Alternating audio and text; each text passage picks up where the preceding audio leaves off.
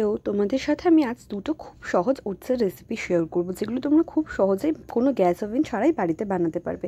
আমি এই ওটসটা ইউজ করেছিলাম। এই ওটসটা আমি মিশো থেকে অর্ডার করেছি, সঙ্গে এই চিয়া সিডসও আমি মিশো থেকে অর্ডার করেছিলাম। তারপরে দেখো, এটা হচ্ছে আমার ওটস বোলের রেসিপি। আমি স্টার্ট করছি। ফার্স্টে একটা বাটি নিতে হবে, নিয়ে ওর মধ্যে আমি কয়েক স্পুন ওটস দিয়ে নিচ্ছিলাম। এখানে ওটস দেওয়া হয়ে গেলে তারপর আমি দিয়ে নিচ্ছিলাম চিয়া সিডসটা।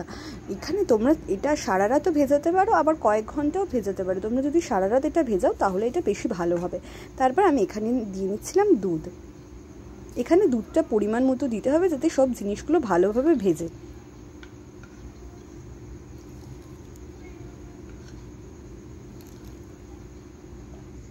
তারপর এটা আমি ফ্রিজে রেখে দিচ্ছিলাম সারা রাতের জন্য। এটা সারা রাত ফ্রিজে রাখার পর আমি পরের দিন এটা ফ্রিজ থেকে বার করে নিয়েছিলাম।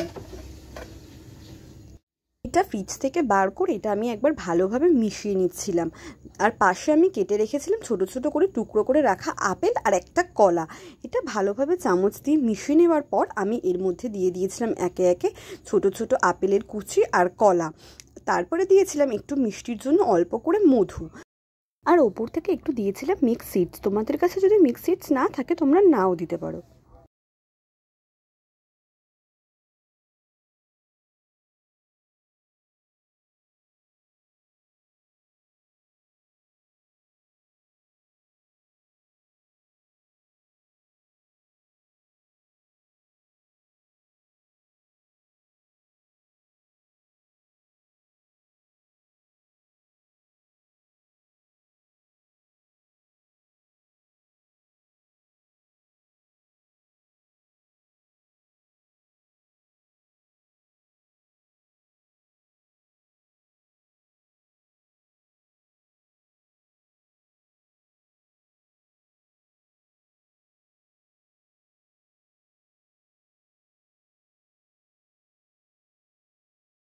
দেখো, এখানে কত সহজে রেডি হয়ে গেছে আমাদের oats chia seeds mix fruit বোল।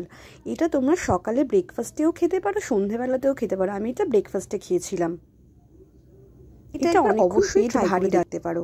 তারপর আমি বানিয়ে নিয়েছিলাম ওটস স্মুদি। এটা তো আরও সোজা রেসিপি। দেখে নাও রেসিপিটা আমি কীভাবে বানালাম। এখানে আবার নিয়ে নিয়েছিলাম একটা বাটি। এটা বেশিক্ষণ ভেজাতে হয় না, এটা 10 থেকে 20 মিনিট ভেজালেই হয়। তারপর আমি নিয়ে নিয়েছিলাম কয়েক চামচ ওটস। এটাতে আমি চিয়া সিডস দিইনি, তোমরা চাইলে দিতে পারো। এটাতে আমি দিয়েছিলাম দুধ আর দিয়েছিলাম অল্প একটু খেজুর।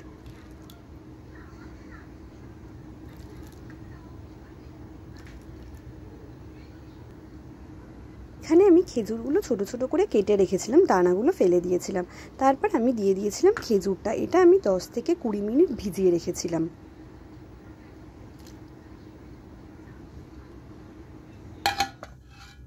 এটা 20 মিনিট ভিজিয়ে রাখার পর আমি একটা চামচ দিয়ে সব ভালোভাবে একসাথে মিক্স করে নিয়েছিলাম। তারপরে আমি নিয়ে নিয়েছিলাম একটা মিক্সির মধ্যে আমি সব জিনিসটা দিয়ে ওর মধ্যে দিয়ে দিয়েছিলাম ছোট করে টুকরো করে কেটে রাখা আপেল আর কলা।